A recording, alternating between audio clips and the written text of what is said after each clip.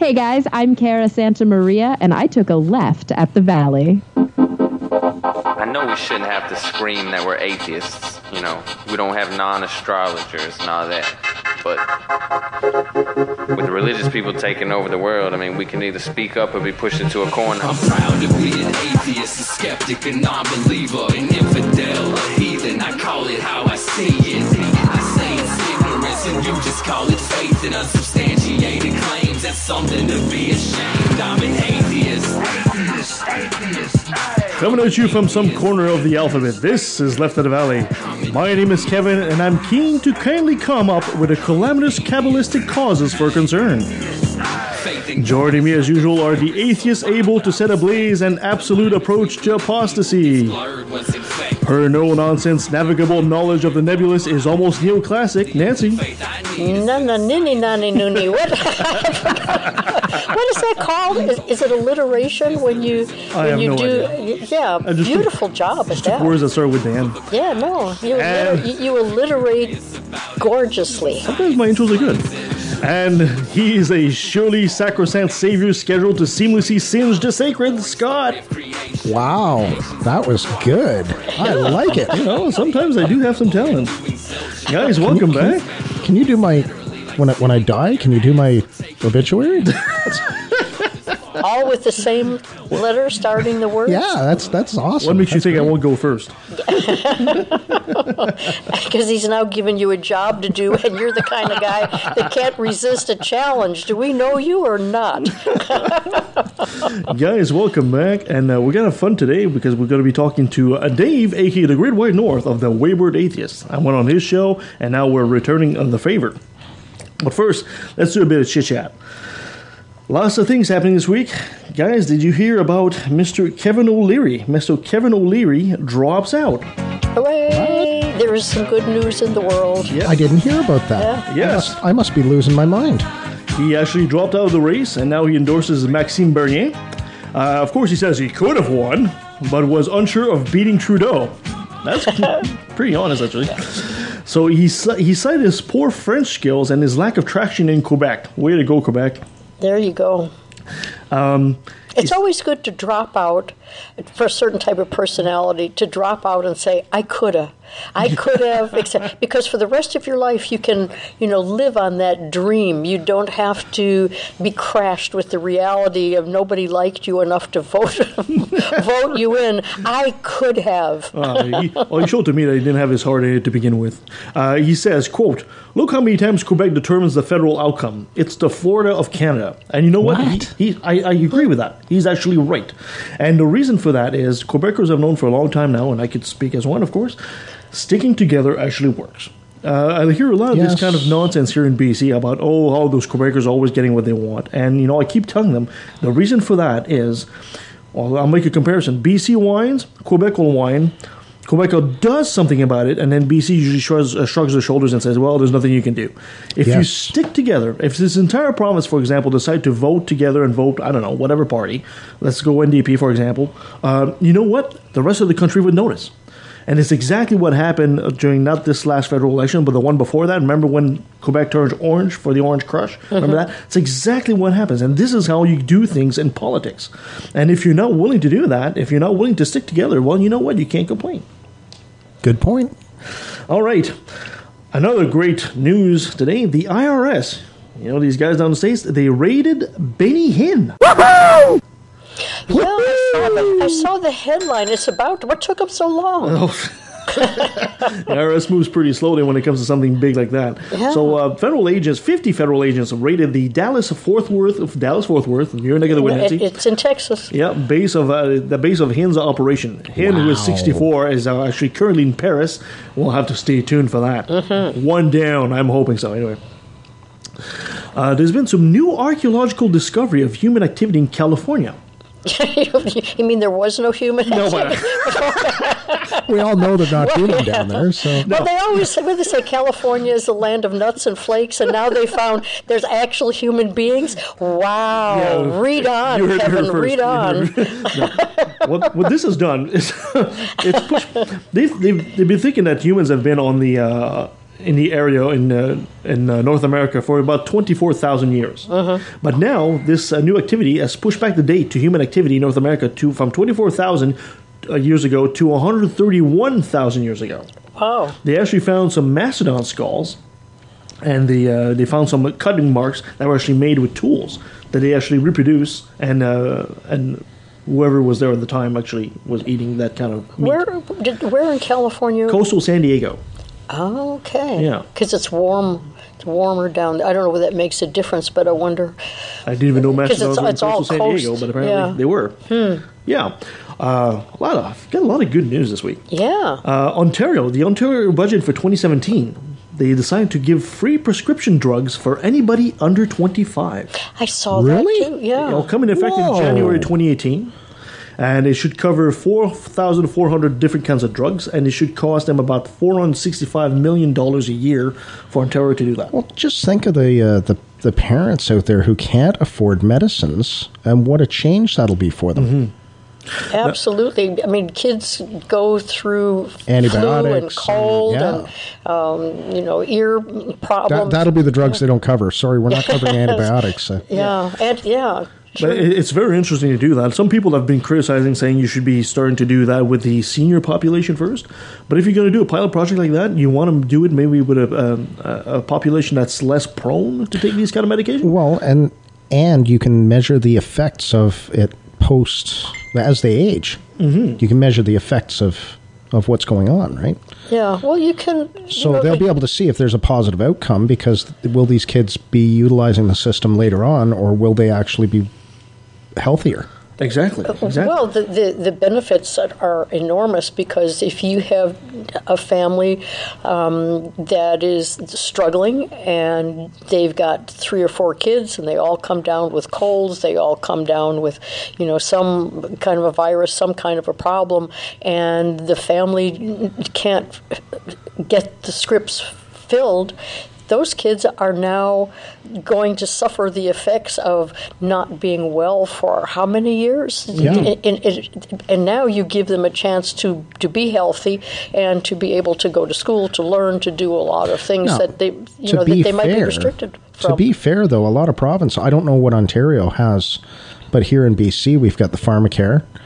Nova Scotia had Pharmacare. I think New Brunswick has Pharmacare. I don't know about the rest of the provinces. So a lot of them, once you hit a predetermined, based on your income, once you spend so much money, you're covered for medications, for a certain percentage of the medications.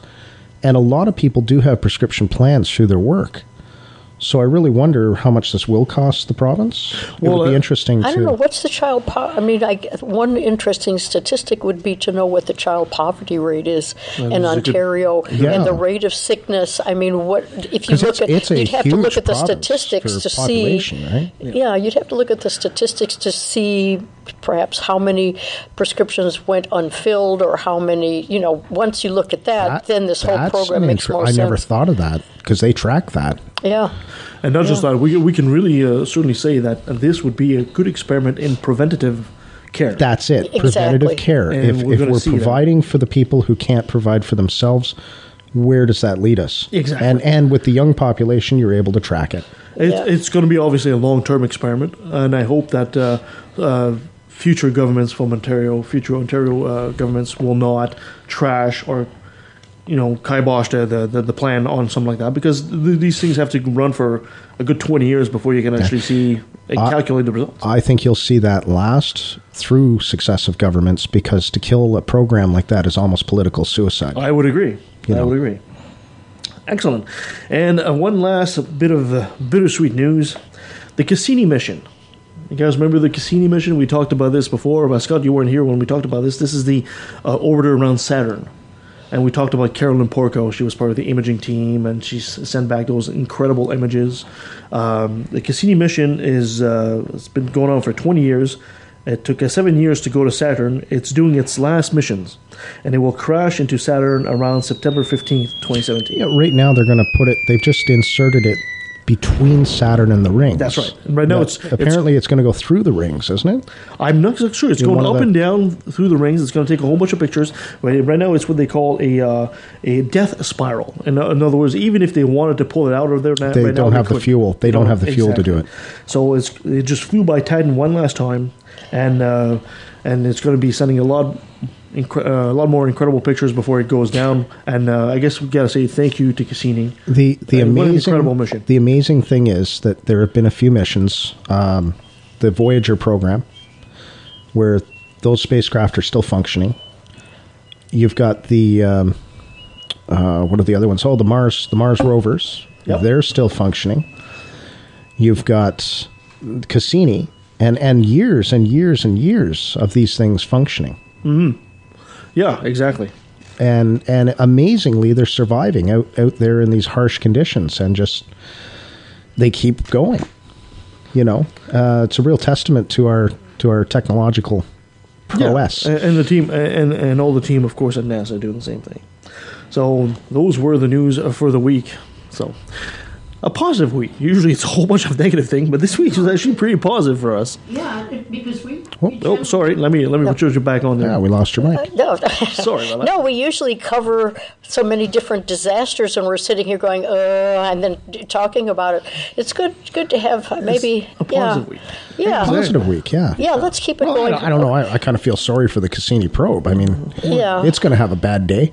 But it did so many good things. It did so many good things while it was going. Okay, come on, world. You got one down, and you got the whole rest of the year to go. What worries you're on me, notice. I mean, it's a bittersweet ending, of course, to a great mission. And what always worries me about a mission like that is, of course, it has to come to an end. All good things come to an end. But there was a time where we as a species used to dream way more. And now, they've talked about putting a man on Mars, but it seems to me that we don't have that same drive that we used to have, like back in the 60s when we were looking towards a future with, very positively. But now it's whenever there's a mission or anything like that of science exploration, which frankly is kind of like the heart of the human species exploration, we always come back against people that talk money. Well, and one thing to look at, though, the funding back in the 60s was based on political aspirations. Absolutely. There was the schism between the communists and the democracy. That's where I was going to go to, Scott. Absolutely. And the democracies, the democratic side of things were trying to outperform. And strangely enough, if you look back through the space program, the only thing we actually beat the communists at was landing on the moon. Absolutely. If you look at the sheer number of probes that the Soviet Union sent out and actually brought data back, it outnumbers what the Americans did by about 10 to 1. Yeah. The Soviet program was so successful, and we hear nothing about it. I did some research into this. But all that data is open, and it's there for people to look at. They didn't squirrel it away and hide it. It's there, and you can actually go and look at it and look at the pictures and look at the data that was sent back. And NASA uses a lot of that data, right? It's kind of sad to think that the entire space race to the moon was nothing but a reaction to it was political. Military fear. Yeah, it was political. Yeah. Purely political. When did Sputnik, was it 57? 1957. 57. Oh, I thought it was Then 54. Sputnik. No, it was 57. Yeah, it was 57. I wasn't there. So. I remember because we were developing I remember the stories. We were developing the Avro Arrow at that time. Yes. And we crumpled that program pretty good in 58 or... Yeah. So anyway, let's see what the future brings, and I guess we kind of leave on that question is democracy or a form of democratic capitalism bad for exploration, or do we only go explore things when we're pushed to do so? Wait a minute now. Look at what's happening though. There are visionaries out there. The Elon Musks. That's why I'm asking the question. That's why I'm asking the Elon Musks and the what's his name? The guy who does Galaxy or Richard Branson. Richard Branson's. These guys are out there creating spacecraft. They're out there creating programs, and they're trying honestly to bring commercialism to space. The drive's there. Those visionaries see something there that there's opportunity. and you're going to see it happen. Yeah, exactly. I have a little bit, I hate to use the word, but I have a little bit of faith in these guys. I think they're going to make it happen. That's okay. Yeah, I think they're going to make it happen. Yeah. All right, time for This Day in History. It certainly is. Yeah, we're going to do This Day in History. Every now and then you get a week that's kind of interesting, so we can do that. We can do scams. We've got a lot of ways we can go to keep audiences happy, I hope. At any rate, here we go, This Day in History, which, as we know, is a roundup of those events and individuals that altered and illuminated the days between April the 24th to April the 30th. Well, the first thing I noticed when I was looking up the first day, which is April the 24th, I always look to see what day, what holidays, and what commemorations there are for that day. So I go to April the 24th, and it's Fashion Revolution Day. Ooh. And I'm going, oh, does that mean I can't wear my purple gym shoes? Does that mean I can't put that streak of red in my... What is the fashion revolution? Or can I do those days? And my mind immediately went to the fashion that you see, that what you're wearing, what's new in the department store windows. Oh no, Fashion Revolution Day is something entirely different. And this is a commemoration that started in 2013 when a building in India collapsed. Ooh. And it was in a mall where it was a factory. And out of that awful collapse, it was in Bangladesh. Out of that awful collapse came 90 countries coming together with a slogan that is, "Who made my clothes?" And it's the safety issues and who is purchasing the contracts to make the clothes and where they're sold. So it's a follow the supply chain rather than the end result. And it was kind of interesting to see that, wow. Your mind goes in one direction, fashion revolution, and yet it's, where's my clothes? Let's follow the supply chain and see, who got the contracts to sell what in what cool. countries. I think I recall those incidents in Bangladesh. Yeah, and that was really interesting. 1894, on April 24th, Joshua Slocum set sail around the world in his sailboat called the Spray. And he was an interesting guy. He was born in 1844, and he was the first man to sail single-handedly. You got to think of the time that this was although, when you think about the Kon-Tiki and things like that from the islands, this is nothing new. But in terms of the Western world, 1894 was pretty early, and he was a Canadian. He was from Nova Scotia. He was a naturalized American seaman and adventurer and a writer, and he disappeared in 1909 while aboard his boat, the Spray. So that's kind of, he went the way he wanted to go, loving what he was doing. He set sail from Boston.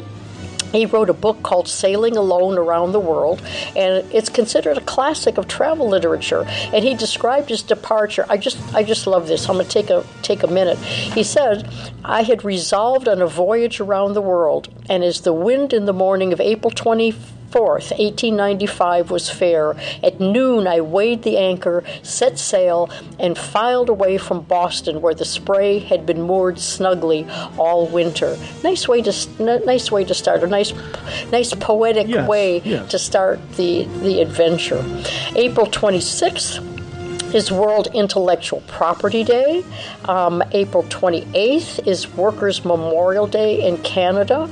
And on that day, April the 28th, an operation during World War II called Operation Mincemeat began. And this is really interesting.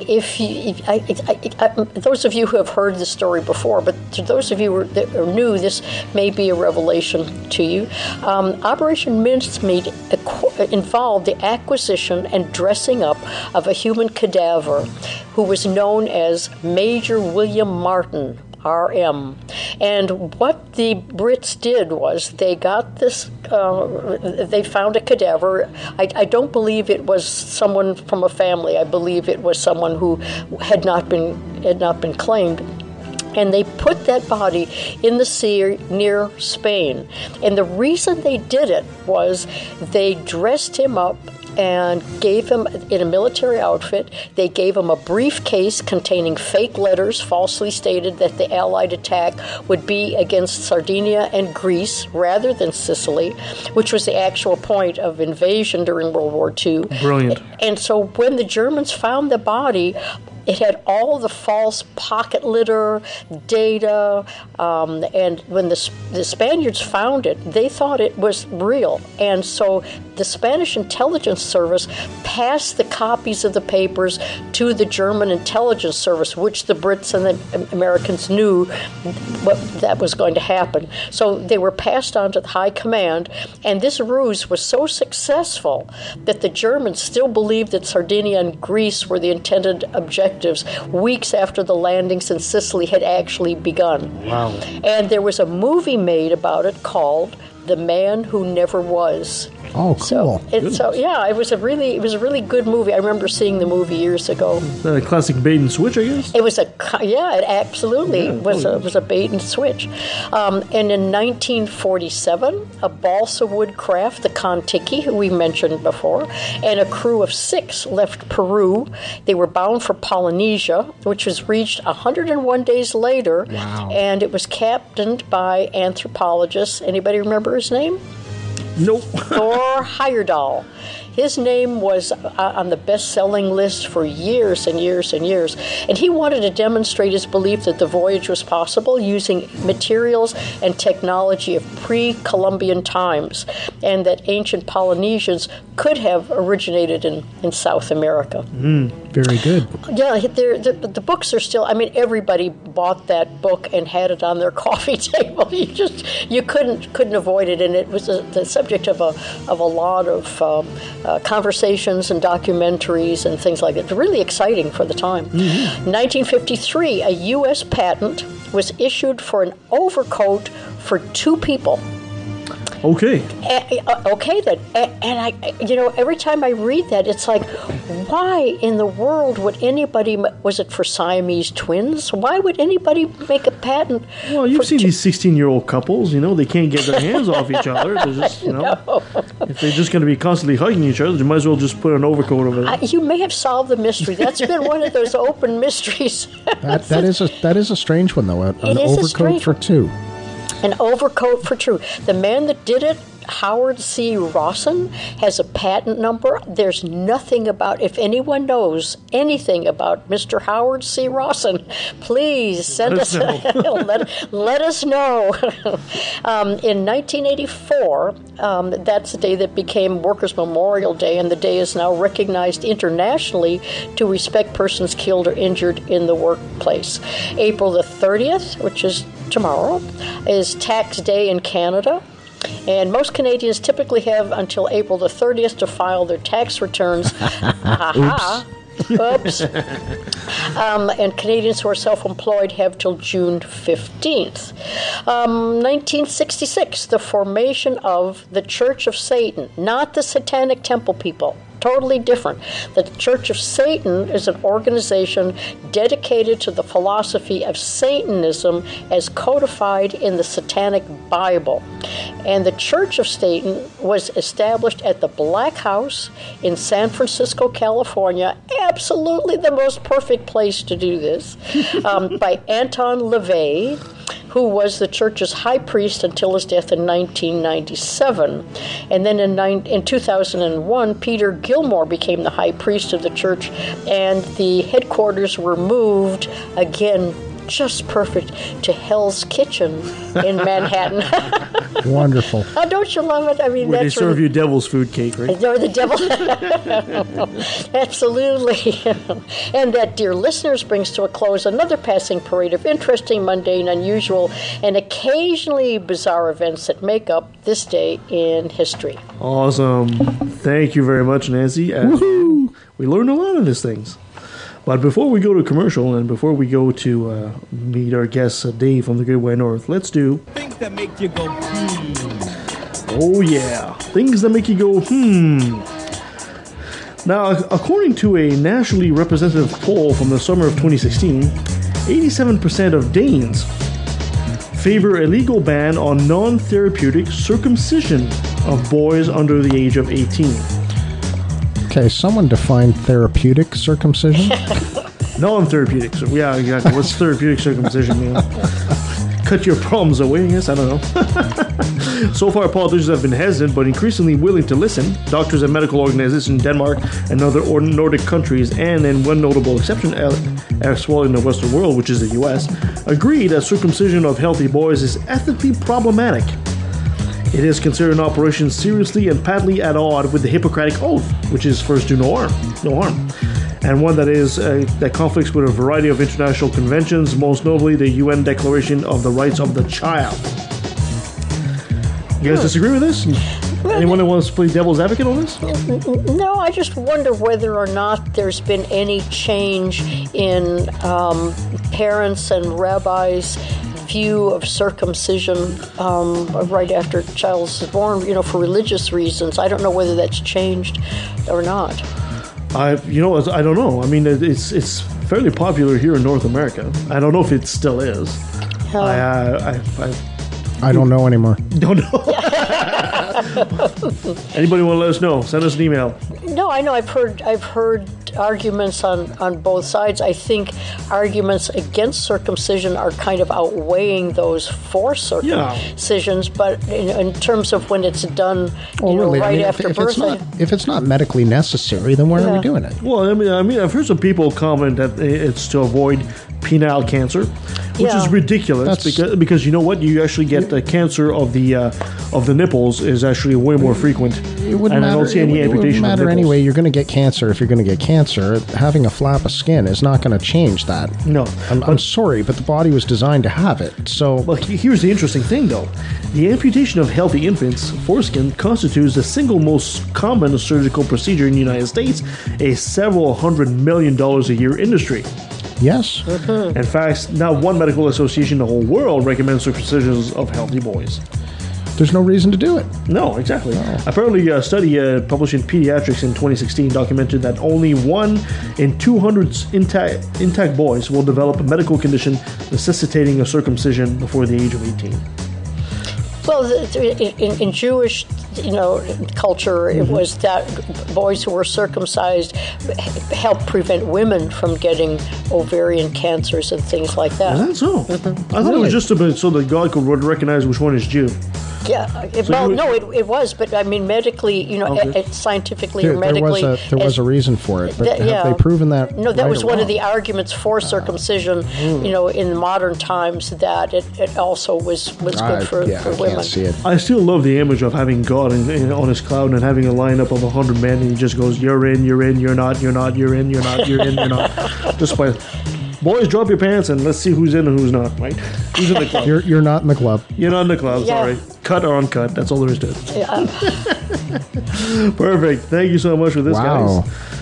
Let's go to commercial right now, and we'll be right back with our friend Dave of the Great Way North. Stay with us. If your skepticism is socially conscious and doesn't take itself too seriously, you might like Life, the Universe, and Everything Else.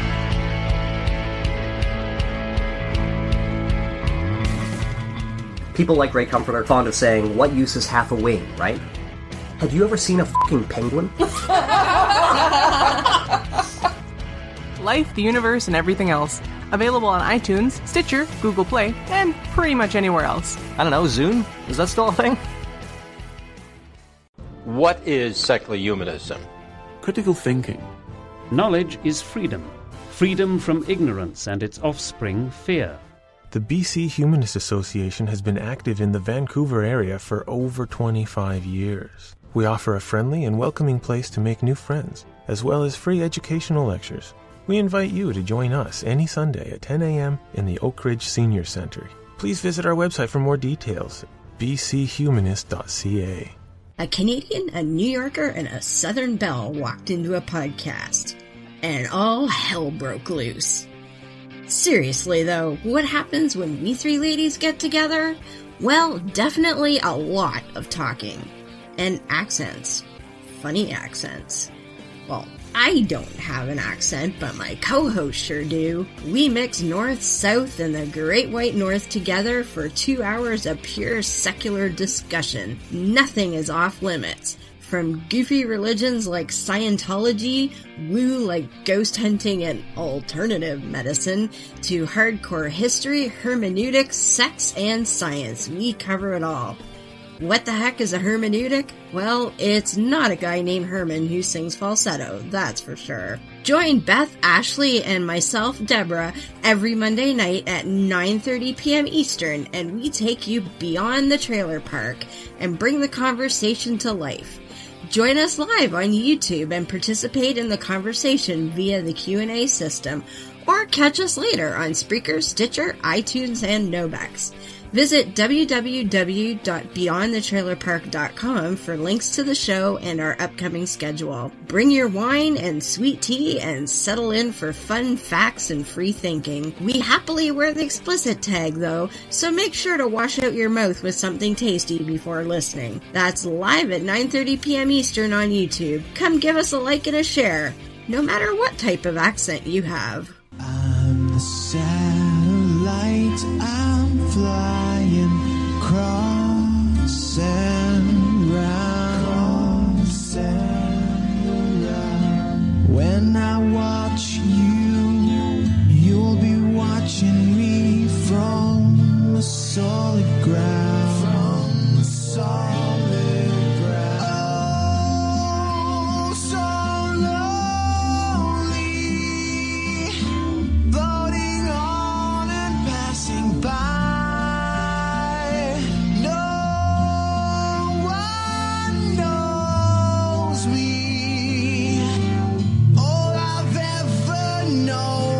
A cold pair of eyes. But the amazing thing is that every atom in your body came from a star that exploded. And the atoms in your left hand probably came from a different star than your right hand. It really is the most poetic thing I know about physics. You are all stardust. You couldn't be here if stars hadn't exploded, because the elements, the carbon, nitrogen, oxygen, iron, all the things that matter for evolution weren't created at the beginning of time. They're created in the nuclear furnaces of stars, and the only way they can get into your body is if the stars were kind enough to explode. So forget Jesus. The stars died so that you could be here today. Okay? And anyway.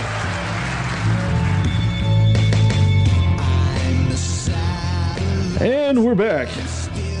All right. Well, on the line with us, we have our guests. We have Dave from the Great White North. He's a snappy dresser and a snazzy dancer. Guys, welcome, Dave. Dave, how you doing, buddy? Well, you don't got to lie to the people. Good to have you, Dave. Right on. I'll correct them. I'm ugly. I wear ripped up clothes, and I can't dance for shit. Hey, that makes two of us. That makes all of us. You fit right in. Well, welcome to Left of the Valley, and you are one of the hosts, or you're the main host, right, of the Wayward Atheist. Yes, I'm the main host. That podcast formed out of a podcast that I used to have called The Atheist, as in each atheist. Mm-hmm. So, yeah. So I came up with the name, but I'm not like one of those guys where it's my show. I think everybody does their fair share, and pretty much like ours. Pretty much like our show. Well, Dave, some of our audience might not know you, so if you'd be so kind, give us the Reader's Digest version of who you are and how the whole show started. Okay. Like how much of an interview do you want? I should have asked you this before, because I don't know if you heard my interview on Corey's podcast. I can go, like, I kind of need to know how far back you want me to go. Well, give us something brief for now, and we'll the beginning of time. Yes, exactly. We need a nap. Just keep going. Just start in. We'll set the alarm, and you're good to go. I want to know what kind of interview you want, because I've lived two separate lives, really. The first half of my life was really like dark and messed up.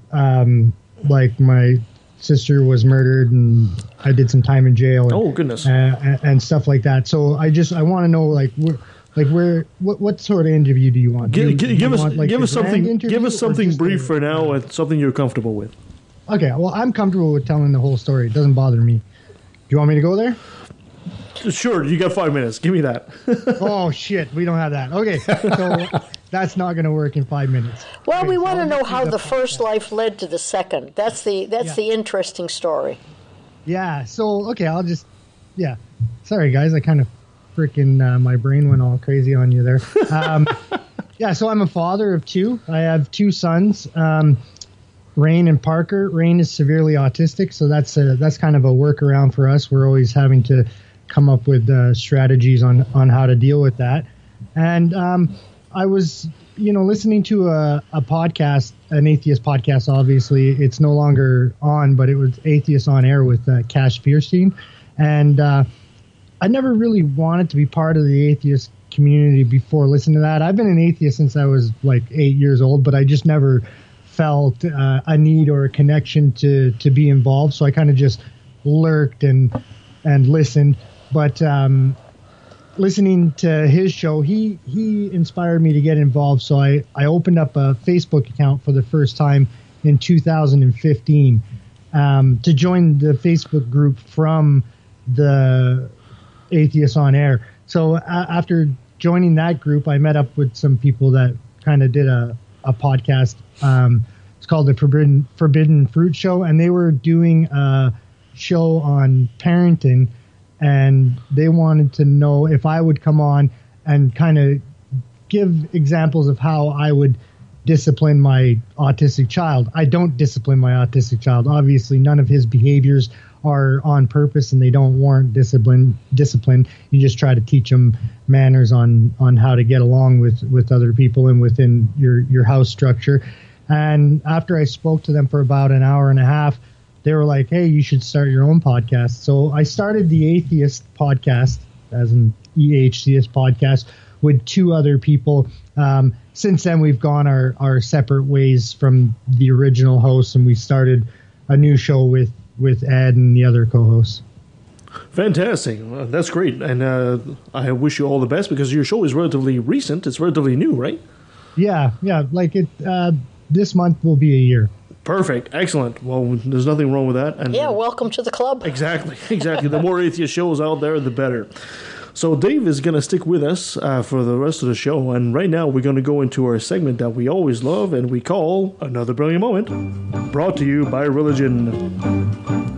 So the first story we have is a Texas company fires an employee because she was not Christian enough. Uh-oh, another Texas story. Another Texas story. And, quote, needed to examine her walk with Jesus. Such Christian behavior from these Christian companies.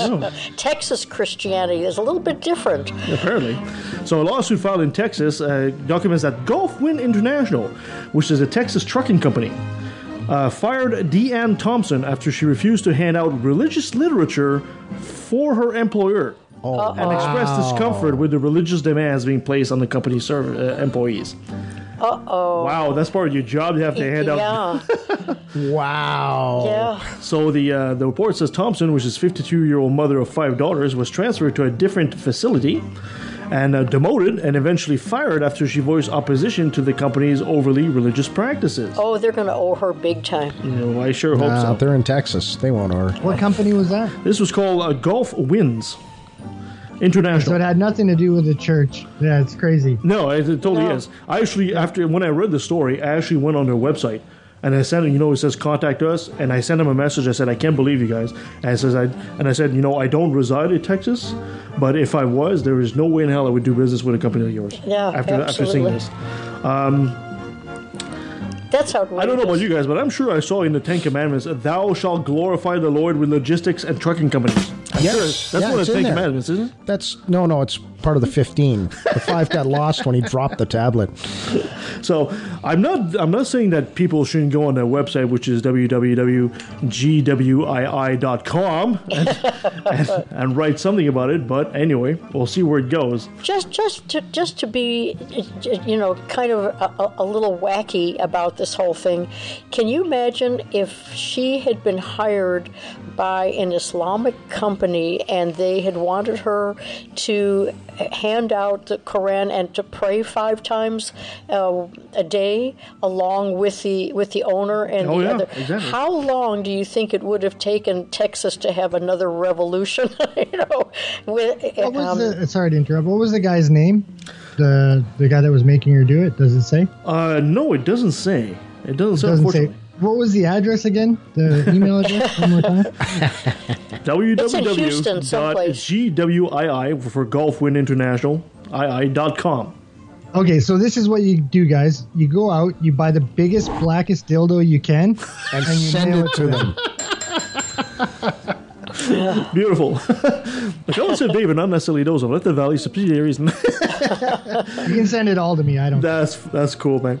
Apparently, the Thompson told the courthouse she told the company president that the employees were reporting to her that she was not comfortable, and then the president took Thompson out to lunch to tell her that she was not Christian enough and she needed to examine her walk with Jesus. This is the president of the company telling you that. Maybe we can send them satanic Bibles.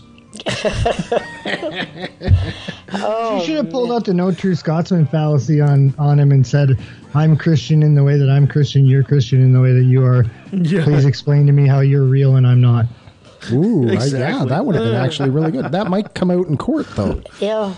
Oh man! And of course, the mission statement of the company is, quote, "Our mission is to glorify God by providing world-class logistics services through continual investment in our people, client community, and the world we live in." Well, wow. God's a trucker. Going off in another tangent, I just wonder what her job interview was like, where she thought she'd be able to be perfectly secular in this company and be able to stay there till she retires. Obviously, I'm just wondering what exactly is perfectly secular when they're asking you to distribute religious paraphernalia while you're doing your job. No, that's what I say. That the job there's no interview, secularity there at all. No, what I'm saying is I wonder what happened during the job interview where she felt that she'd be in a secular environment. It seems as though it would have there might have been some clue. Who knows? I'm just thinking. Jeebus sakes. Randomly. Yeah.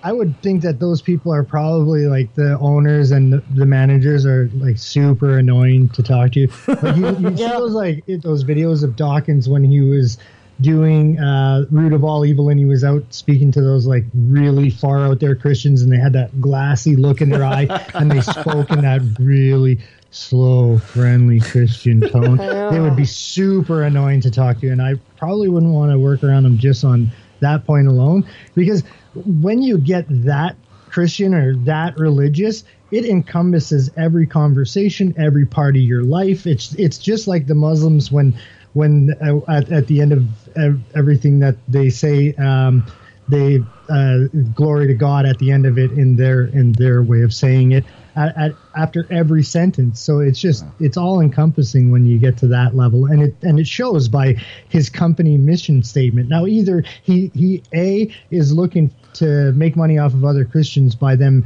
seeing it, or B is just really that Christian. Yeah, I mean, if he himself wants to start distributing literature, that's fine. But when you're forcing your employees to do it, that you're crossing the line. You're crossing the line by far. Yeah, but it's Texas. Yeah, it's Texas. So I've got another story here, and this is really the story of the week. Now, our friend, it talks about our friend Bill Nye. Bill Nye, the science guy. Now, Bill Nye receives death threats after mocking Christian morality. Uh-oh. Really? Yeah, well, you do know that Bill's got his new show now, right? So, Bill Nye so wait a minute, these are good Christians giving death threats to somebody who's making fun of them? Yeah, exactly. Good Christians. Following their 10 Commandments. After mocking gay conversion. Where does it say in the 10 Commandments that you can't mock Bill Nye? Now, come on. No, you can't kill Bill Nye. Which commandment is that? You can't kill Bill Nye. You can't threaten him with death. Yeah, yeah, that's right. Well, Bill Nye's got his new show, Bill Nye Saves the World, right? Which is a bit like his old show, that Bill Nye the Science Guy. And after mocking gay conversion therapy, favored by some conservative Christian on his new show, the science educator is facing death threats from angry Christian. Pink News, which is a news that specializes in LGBT news, reports on the violent reactions for some anti-LGBT Christian after watching an animated video from an episode from Nye's new series, noting several of the comments of the clip included direct threats, death threats, aimed at Nye. Now, the episode in question is entitled "The Sexual Spectrum," and it uses a little skit where there's ice cream as part of the hysterical analogy on the intolerant view of Christians. There's a video where there's a whole bunch of ice cream cones, and they're like animated, right? And they talk. There's a vanilla ice cream cone, of course, it represents a straight Christian man who tries to convince the rest of the ice cream cones that everybody should be vanilla just like him. Oh. So I'm gonna play the clip here, and you guys tell me what you feel about that, because here it is. It's enlightened and forward-thinking, but not everyone sees it this way. But there are lots of flavors to sexuality. Right, why are we here, Vanilla? Damn! Oh, this again? Come on! Chillax, Straubs! Settle, everybody. Settle. Now, I've spoken to some of you about my theories on the nature of being ice cream. Which have no basis in science? It's the science of feeling. And as vanilla, I feel that I am the most natural of the ice creams, and therefore the rest of you should just go ahead and also be vanilla. Oh! It's the one true flavor. No, please! Don't make me stop being strawberry delicious! Oh, Christ. Look, no one can make you stop being strawberry. You're strawberry! Hold me salted caramel! I just think if you want to get right with the big ice cream in the sky, change your flavor by wishing to be vanilla. What if the big ice cream in the sky is chocolate? Blasphemy. Everyone should pretend to be vanilla until they no longer have the urge not to be vanilla. I did not urge to be pistachio. I am pistachio. Hey, mint chocolate chip. Sorry I'm late. So it just keeps going like that until eventually all the ice creams end up in the same bowl, and they're having this kind of orgy of parfait or something. What do you call it like that? But it explains. So the cartoon mimics life. Yeah, it's very tongue-in-cheek, and it explains exactly how ridiculous Christian conversion therapy is. And this is why Bill Nye is essentially being threatened. I think makes sense. Guys do know that even though it's been banned in a lot of places in the States, it is making a comeback. The ice cream conversion. Oh. No, ice cream. I don't think ice cream ever went away. No, conversion therapy. I guess because of the rise of the right again, they think that they can get away with it. So they're going at it full force again, or trying to at least. Yeah, exactly. Well, the way things are going, I'm wondering when the witch burnings are coming back. Because, I mean, death threats because you made fun of them? Death threats. Yeah. Someone has to think about this for a minute. You're saying that you're Christian. Didn't Jesus teach turn the other cheek? Well, okay, now I understand. Because the way you were holding your head, the AR-15 couldn't be aimed. So if you turn the other cheek, now you can aim it at your target. Well, the thing is that Jesus may have said turn the other cheek, but he also said that he came to bring the sword, and he came to separate families. And in Romans, it said that women who lay with women and men who lay with men should be put to death, right? Yes. So you may be right now looking at them and saying, what happened to turn the other cheek, when they may be looking at their Bible and looking at the nasty bits. Well, hold on. I think all this could have easily been changed if Jesus simply had ice cream. Right? Jesus had ice cream, he never would have written that. Strawberry. It gets even worse, right? The Daily Wire editor-in-chief, Ben Shapiro, posted a video to his official Facebook page criticizing Bill Nye's analogy, noting, quote, "There is no scientific basis for anything that is in this video. Just on a scientific basis, ice cream does not have genitalia." This is an actual quote. And then PJ media columnist Megan Fox felt the same way. Quote, "The message here is clear and not at all scientific. Christian, straight, white people are bigots, racist, and not even straight," she wrote on a Tuesday column. "Bill Nye offers no proof of that other than a poorly drawn cartoon about debauched ice cream." Megan Fox, is that the actress? Megan Fox? No. God, no. I sure hope not. PJ Media columnist. I don't think it's the same. Okay. It's the same person. Yeah, I was going to say, holy shit. You're right. There's no evidence at all of any of this happening. I mean, the Roman Catholic priests don't do the little altar boys. That's, even though it's been shown that that's what's happening. I guess that doesn't exist. I'm partial to rainbow ice cream myself. Oh, that's good. There we go. That's good. I like that. I wonder what the conservative Christians would do if they had a banana split all of a I sudden. always like all the flavors. But... There you go. And all the fixings too. Well, thank you. And if you take vanilla, the only way vanilla is good is if you put it in a glass of root beer and make a float. I haven't had one of those in years. Yeah, that's the only way vanilla isn't boring, right? Yeah, exactly. So I guess we should tell the conservative Christians they need to chill and maybe enjoy a bit of ice cream. Ice cream. Exactly. Ice cream for everyone. Thank you for that, guys. And don't be so mean. Why you got to be so mean? What's the point? Well, what's the use in running around? I don't see, the point in me saying don't be so mean is because they actually think that they're the good guys in this scenario. I don't know how they think that sending death threats, and also trying to force their beliefs or their opinion on how somebody should live and act. I don't see how they can cognitively make the connection that they're the good guys. Yet they do think they are. Well, yeah. Make no mistake about they do. it. You got to remember the Christians have this thing that they want to save us. They want to save us from their imaginary God. So right? death threats are going to save us? Well, I mean, no. When they're sending a death threat to you, is because they think that you work for the devil.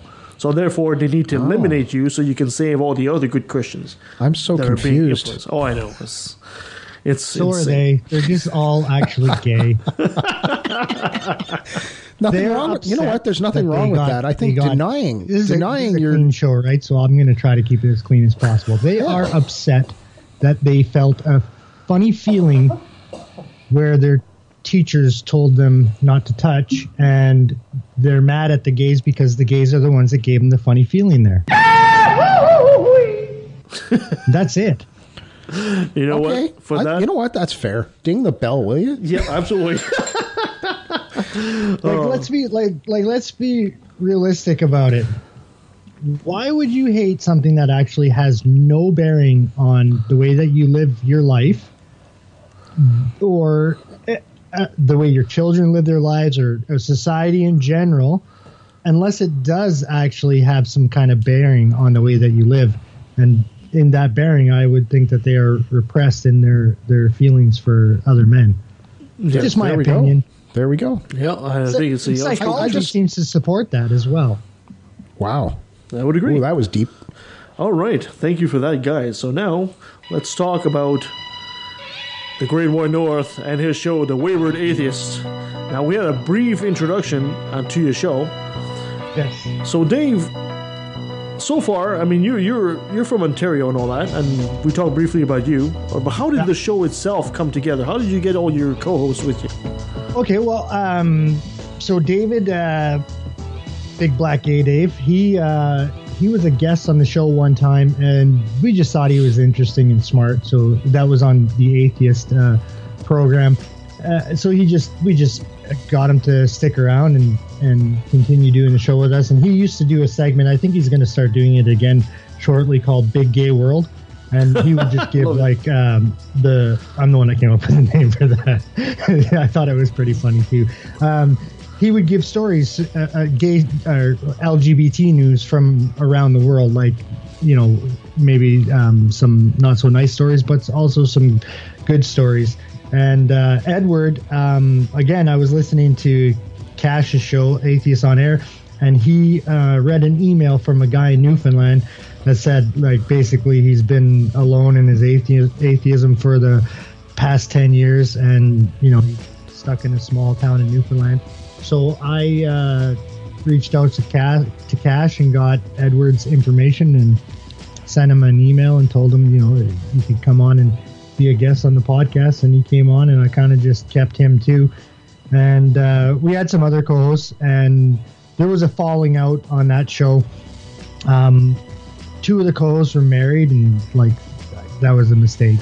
But when things fell out, it kind of just fell apart. So we took the co-hosts that we still had that were all getting along and started a new show, came up with the Wayward Atheist, and decided who was going to be on the show still, and we moved forward from there. And then Dustin, the latest co-host, I just met online and kind of liked him, think he's a funny guy, so brought him on. Yeah. Cool. And now you guys have been running for almost a year, right? Yep. And so far, so good? So far, so good. I mean, I think our most listened to episode has about 1,900 plays. Oh, cool! Wow, fantastic. So we're at over 20,000 for where we're at 20,000 plays. Oh wow, that's fantastic. Now your show, you guys deal with the show I was on, we did a lot of international talk and all like that. Is it always like a free for all forum like that, or you guys have a certain formula? Sorry, go ahead. Finish. Or do you guys usually have a certain formula you follow? No, it's always a round table discussion. It's kind of the way that we do things. We don't talk about atheism as much as we used to on the show. Just we live in Canada, and like where I live, I receive zero flack for being an atheist and see no overt religion infecting the society that I live in. If there's a crazy enough story and it warrants it, we'll talk about atheism. But we kind of moved away from that because I think in my world in general, politics affects things more than atheism does. I mean, it does intersect depending on the government that you have. Religion will seep into your politics, like down south, or if you're looking at the Middle East. But it's just that other show was on for about a year as well, and I mean we covered all the topics that atheists normally cover. And I think maybe just before Christmas, I think it just started slowly getting more political and I think the current climate warrants that, like the way that politics in the U.S. is going and kind of the way that it is here as well. I think it warrants being talked about. Has it been your experience that maybe the religion and the way it has a tendency to seep into politics as maybe more covert in Canada that is in the States? It's not worn on its sleeve, but there certainly is a lot of yeah, for sure, depending on which government you have. I would say, so the Christians, it was more, or for the Christians, for the conservatives, it was Christians, and it wasn't exactly undercover, right? So there were some things that Harper, funded was trying to fund construction of an evangelical school using Canadian taxpayers' money. That was shot down pretty quick.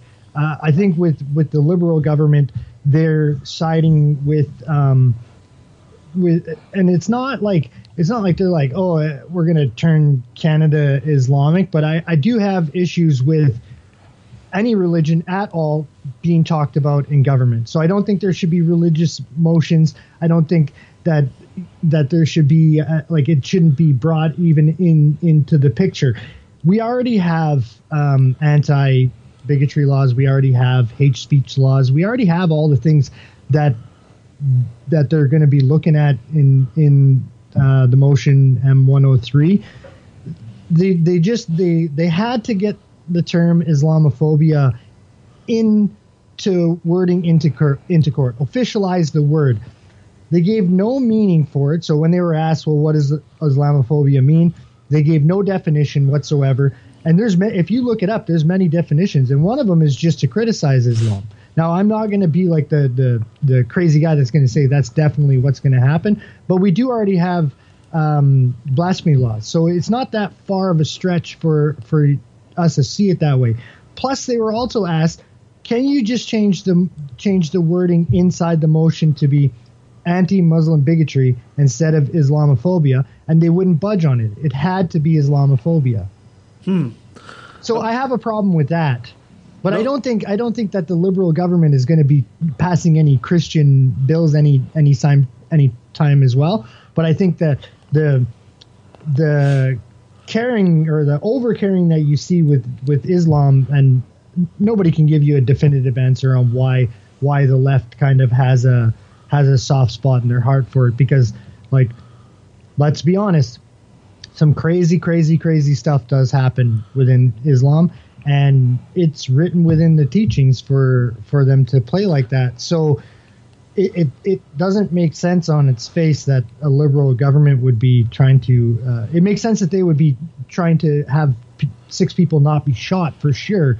But I think that there's ways of doing that without also bringing that religion specifically into it, because it didn't say anything about like Christianophobia or Mormonophobia or any of those other things. And religion's supposed to be treated on equal footing, and because it's supposed to be treated on equal footing, it's better just to say don't be a bigot towards anybody ever. We have a provincial election coming up here in BC. I think we vote on May the 9th. We have a new party, the Christian Heritage Party. I don't know a whole lot about it. That's not a new party. That's been out east here for a while. Oh, all right. Well, it's new to us. They're not going to get anywhere. They never get anywhere here either. I wouldn't worry about them too much. Yeah, did they start in Ontario or in the east? Because this is They started in the east for sure. I don't even think they've ever won a seat, to tell you the truth. Well, it'll be interesting. And they're not in all the ridings either, because there's not enough people that want to get on board with it. I really hope that you guys get rid of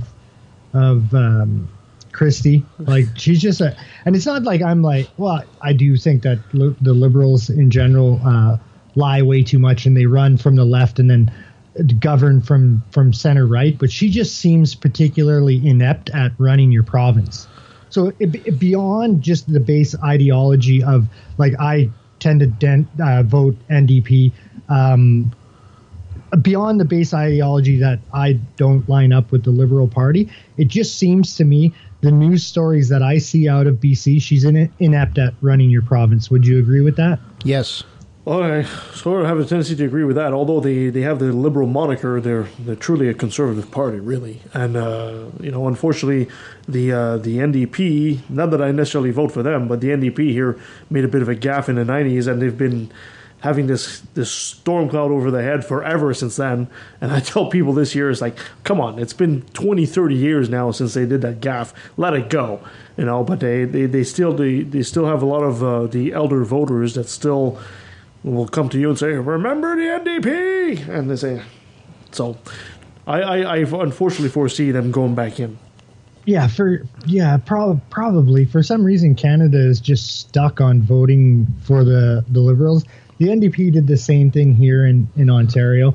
And I'm not even sure I'm going to vote for the NDP this time around, because they've also done some stuff with Islam, like especially here in Ontario. So they made and they're the ones that brought the bill forward. Yeah. They've made October Islam Heritage Month. Really? Yeah. So I could see them doing like Arabic Heritage Month, but to have the word Islam specifically in it, I don't fucking play that. Pardon my French. Yeah. So.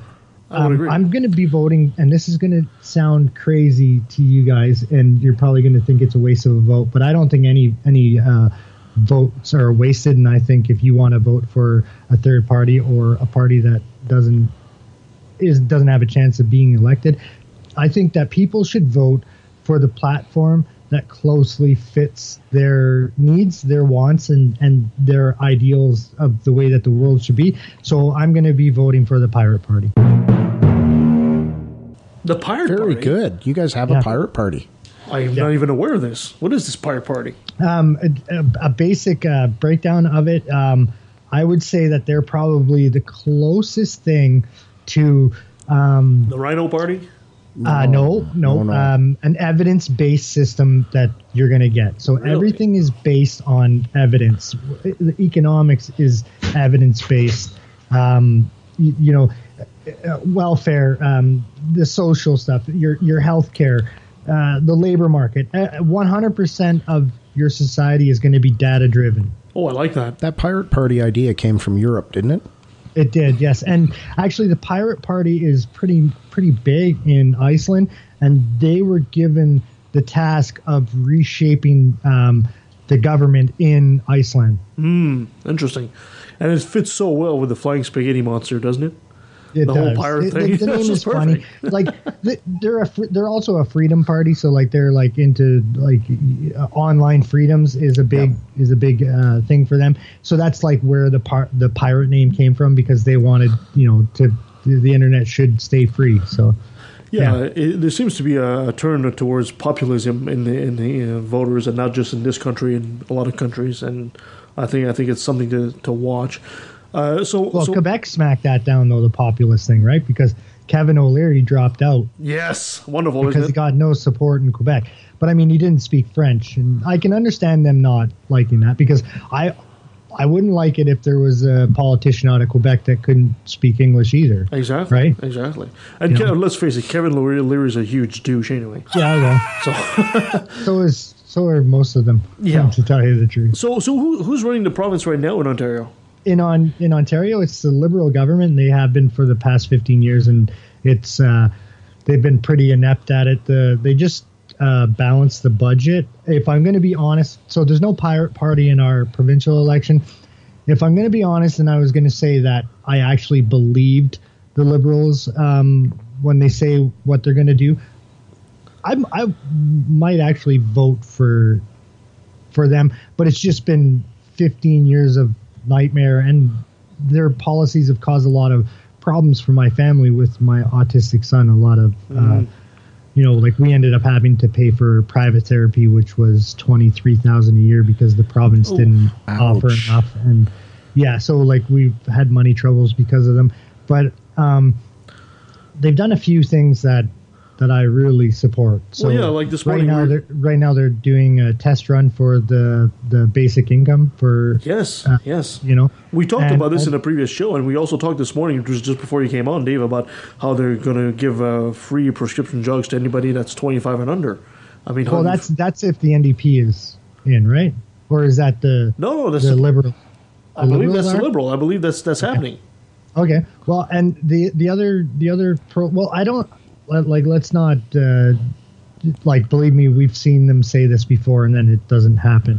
So until it's actually happening, I don't believe it. So now the basic income is actually happening. And the other thing that they've done is that, so it doesn't matter if you're an adult or a child, if you live in a family that makes under, I think it's $36,000 a year, you don't have to take out student loans. You just go to college or university for free.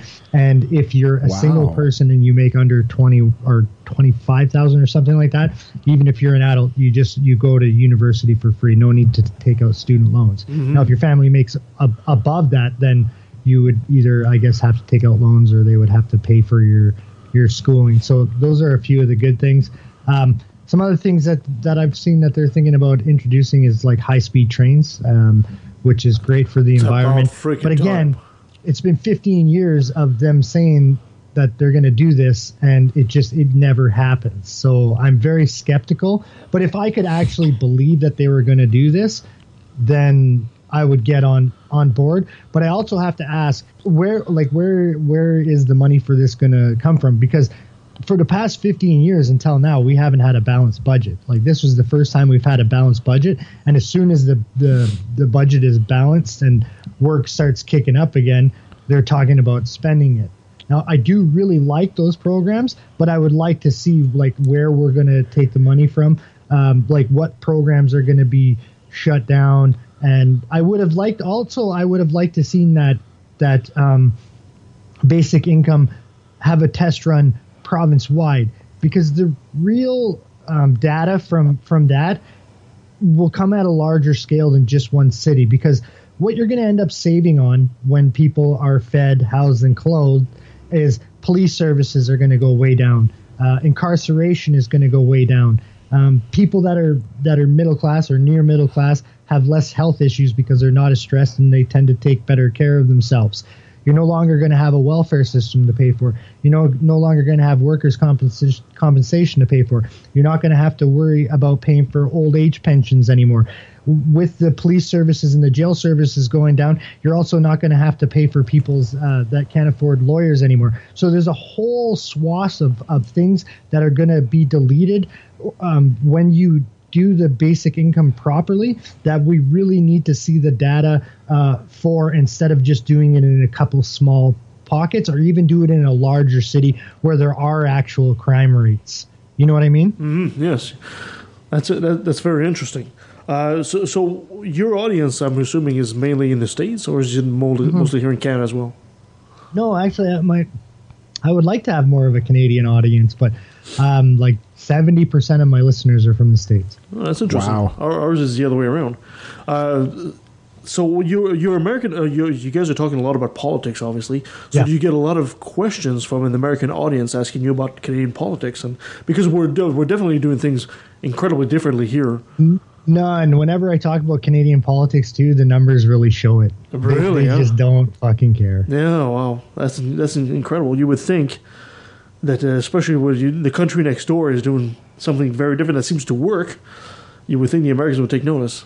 No, it's like a real. You can really definitely see the numbers go down when either Trudeau's name is in the title or any of those things. Yep. Then you're definitely going to see. Like, I even did a show where when Justin Trudeau wrote his little love letter to Fidel Castro and so did Jill Stein, I kind of did like an open letter to both of them. Yep. And we talked about it on the show, and even then the numbers compared to the week before and then the week prior were like way down. Oh wow, incredible. So what in your experience, what do the Americans want to hear? I don't really like, I guess, stuff about America. Trump.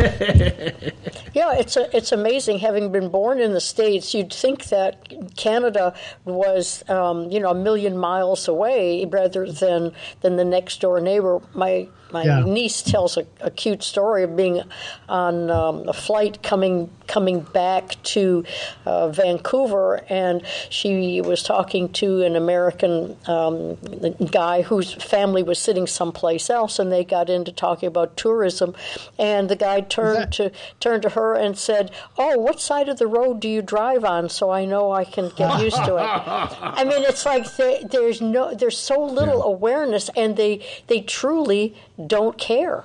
I can't say that about everybody, but I can understand your numbers. It's really funny because the average Canadian knows so much about what's going on in the States. But I married an American, and they lived right in Buffalo. The whole family lived around the Buffalo, Tonawanda area. They knew nothing about what was across the border. Wow, nothing at all. It's amazing. A couple of questions. I'm curious. So, how did you meet your American wife? Oh, me? Okay, I was trying to date another girl, and she was from the States. She was from Buffalo.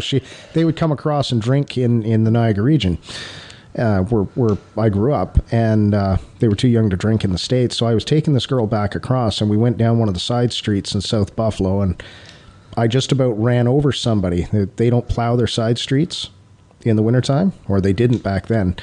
And slipping and sliding on the ice, I just about hit this girl, and the girl I was with knew her, had no interest in me, and set me up with her. And the next thing I knew, I was going out with this other girl. So you married the woman you just about hit with your car? Yeah. We've since been divorced, but I mean, What a romantic story. Almost hit her with my car. Wow. And they say romance is... And of course, the first thing her father did when he met me was show me his gun collection. Well, I lucked out. I was a U.S. citizen, still am, but I married a Canadian. And I got the best. Who almost hit you with his car, right? Yeah, pardon? Who almost hit you with his car, right? No. Let me ask you. No, that's why I married him. Since you live in Canada now, and maybe give me 3 things that you like about living in Canada, and 3 things that you preferred about the U.S.? I think Canada is a country that's more diverse. I have found that it embraces diversity. I find the Canadians to be family-oriented, easy to get along with. I love the Canadians. I truly do. I think the country in general moves in the right direction. There are hiccups, but I think that the heart of Canada is in the right direction. In terms of the U.S., I'm happy I'm not there with Trump. I'm a liberal progressive Democrat, and how the right wing got to power to put a man that's so inept and egotistical and narcissistic, it makes me cry. It truly makes me cry after Obama, to see what's happening in the United States. So the politics and the right wing that's now in charge is set. It'll eventually come back around, but I think the religious and the gun culture are impeding the progress of a country that used to be great. And unfortunately, regardless of what Trump says, it's not great under him. It will be again. But right now, it's just a sad period in their existence. The things that I do like about the U.S., I do like the medical system. Access to the American system is easier, and some of the technology is a little bit more advanced. You don't like to have to pay for. When you have insurance, it works. I mean that can be a very moot point, but that's one of the things that I still like in terms of where parts of Canada are now in terms of their medical system, and parts of the U.S. There's an advantage. Mm-hmm. Cool. Well, I would say that the clear advantage is that everybody in your country is covered.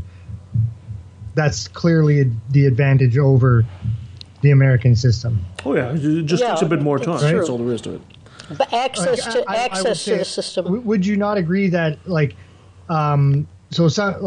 Canada is not the best example of universal health care, right? Like a lot of mistakes have been made, and it used to be a lot better than it is right now. Oh, I agree. But if you take like a country like Denmark, or even France has a better healthcare system than Canada. It's much quicker. So if you could have the European technologies and the American speed, then then for sure there's no advantage to the American.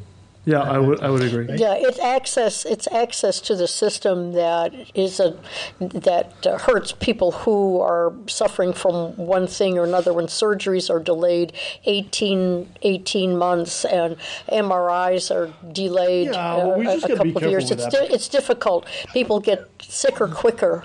You got to be careful with that, because in the States they have a tendency to think that every access to hospital is delayed like that, and that's when they're being fed the propaganda that's being fed. That's not the truth. There are some operations that there is a bit of a waiting list, and there is a triage, and the guy comes in with a heart attack is going to go in before the guy who just has a bum knee, of course.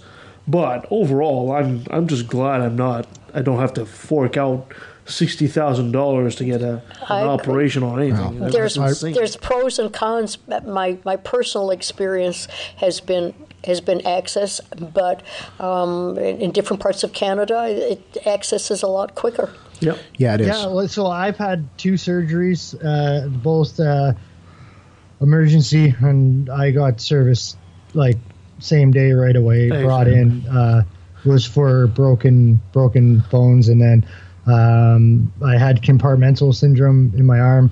You guys don't know what that is. It's basically like a blunt force trauma. So like soldiers get it in their legs a lot from IEDs when they're in the Hummers. You have a sac that holds your muscle, your bone, and your tendons together. Well, the sac gets split, fluid gets in, but it doesn't come out. So your arm balloons and your nerve endings and everything feel like it's in a vice. So it's a very painful experience. Ouch. I've never had the experience that people talk about waiting for services for long periods of time. Even in emergency, it doesn't seem to be that long for me. I don't see where I'm with you. I've lucked out. Every time I've gone to emergency, it's been less than 3 hours. I'm out of the hospital. Yeah, exactly. Well, Dave, this is what happens when you start punching theists, right? Your arm might get some damage. You need to stop doing that, man. I need to stop that. That's right. Yeah. Thank you so much, Dave, for being on the show with us today. But the mic is all yours, my friend. Be shameless. Go ahead, plug your show. Tell us where can people find you, and if they want to listen to your show, where can they find it? Okay, well, you can find the Wayward Atheist podcast at all of your regular podcast apps like iTunes, Spreaker, Stitcher, FM Player, all those widgets. You can find us on Twitter at Wayward Atheist Podcast. You can find us at Gmail, waywardatheistpodcast@gmail.com, obviously. You can find us on Facebook, Wayward Atheist on Facebook. You can get in touch with me, Dave Edwards, on Facebook. I'll, send me a friend request. I'll be your friend. I'm not snobby and I don't bite. So I'll accept a friend request from literally anybody. I'll speak to anybody, no matter which side of the political field you come from, whether you're right or left. If you're respectful to me, I'll be respectful to you, and maybe we can change each other's minds on something. Exactly. Get the conversation going. Before I let you go, Dave, can I ask you to do me one favor? Can I get you to say, "Hi, this is Dave, the Great White North from the Wayward Atheist, and I took a left at the Valley." Hi, this is Dave, aka the Great White North, and I took a left at the Valley. And that was Dave Edwards, a.k.a. the Great White North. That was fun. Ontario. Yeah, he's one of those guys that we could have on and he'd just keep going forever, wouldn't he? Yeah, absolutely. He's a talker. Oh, he absolutely is. He warned us about that. And it's kind of funny because I was thinking the whole show would be talking about atheist issues, but no, he just turned into a political discussion. So that was very interesting too. So it shows that atheism can go into a lot of things. Yeah. Well, that's the fun about doing our podcast is we cover the spectrum up and down, left and right. We never know from one week to the next. So you can start out having a thought. Well, he's an atheist. We're going to go in this direction, and it'll turn upside down before you blink an eye. Exactly. Well, thank you so much, guys, for joining us today again. Hopefully you enjoyed the show. You can follow us on leftatvalley.com. You can go on Twitter. You can go on Facebook to find us. You can send us an email at leftatvalley@outlook.com. You can send your complaints to Nancy at third floor. Exactly. You can follow us on iTunes, on Spreaker, on Blog Talk, on YouTube. If you some of these like Blog Talk, for example, if you sign up for Blog Talk, they will send you an email whenever the show is about to air. So that'd be great. Coming up next week, we have our old friends Randy Tyson and the Legion of Reason. Oh wow! They will be back, and we'll be talking about the regressive left. And then coming soon after that, we have Robert Price, the Bible Geek. That'll be fun. And we also are talking about our old friend Del Rey. Oh. We'll be talking about things about sex. Yeah. For sure. We'll have to bring up circumcision with him then. Absolutely. Although I really want to talk with him about the hypnosis in church. He wrote a book on that. And I don't know if he wrote about hypnosis in church? Yes. That sounds interesting. Yes. Yeah. So we'll have some great shows coming up for you guys. Guys, thank you so much for being with us. Until next week. Sounds good. It amazes me how perfectly intelligent people can reach the conclusion that all non-believers are evil. What a fucked up statement. Do you realize what you're saying? But according to your book, this is how your God made me. Skeptical of anything that contradicts history, denies evolution, hates science, promotes mystery. I'd rather see the truth than to bask in my own ignorance. Rather be alone than surrounded by damn idiots. As long as there's a breath in my body, you can bet your last dollar I'll be working hard fighting this problem. Religion is a disease, it comes from culture. Only true on a regional scale. Science is universal. For you to say that Horus isn't real, but Jesus is, or Zeus, Thor, Mithra, Vishnu, you don't believe in them. I think the reason is apparent. You do what you're told and believe in the God assigned by your parents. I'm proud to be an atheist, a skeptic, a non-believer, an infidel, a heathen. I call it how I see it. I say it's ignorance and you just call it faith and unsubstantiated claims. That's something to be ashamed. I'm an atheist. I'm an atheist.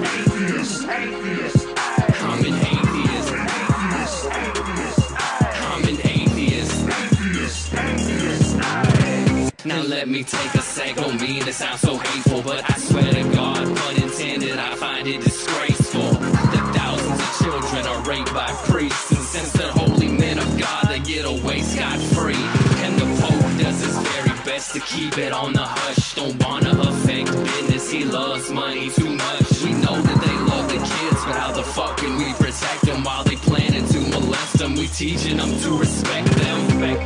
Fuck that. The system is broke down, working backwards, and the only action or tactic I plan to practice now is to attack them. The parties of God's hands are bloodstained, millions of murders by believers, and they're all in God's name. And let me take a sec, don't mean to sound so hateful, but I swear to God, pun intended, I find it disgraceful that many atheists are told to be quiet. You're not alone, speak your mind, time to let it be known.